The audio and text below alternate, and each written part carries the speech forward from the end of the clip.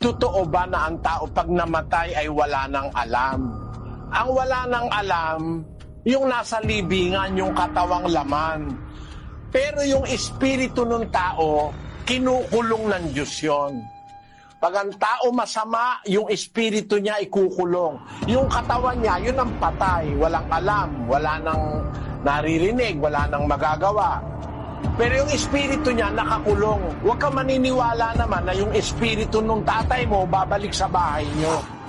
Espiritu at ang kaluluwa ng taong namatay, pagka ang tao'y mabuti, yung kaluluwa niya dadalhin dun sa ilalim ng altar. Babasahin ko sa iyo sa 6:9 ng Apokalipsis.